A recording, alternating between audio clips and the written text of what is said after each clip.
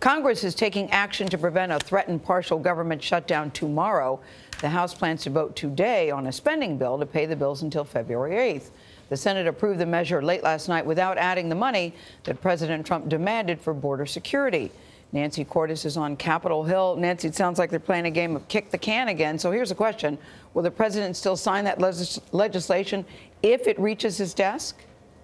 Republican lawmakers hope so. In fact, they say they think the president is going to sign this bill before tomorrow night's deadline, even though it doesn't contain the wall funding that he had been asking for. It doesn't contain any additional funding for building the president's promised border wall.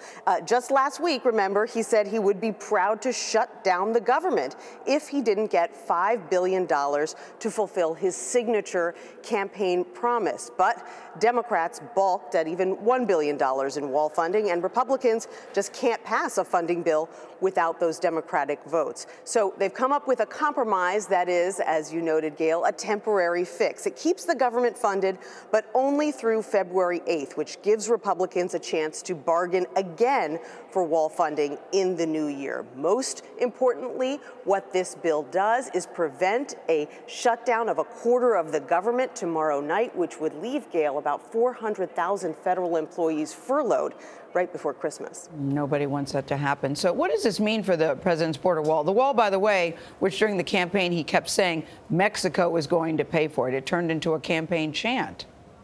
Right. Well, now he is looking for ways for the U.S. government to pay for it that don't involve funding from Congress. He says he's not giving up.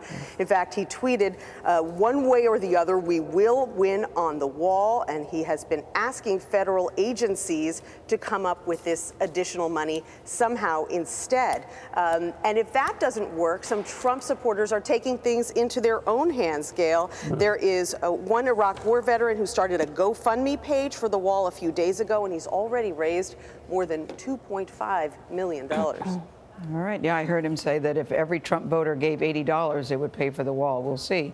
Nancy, thank you very much.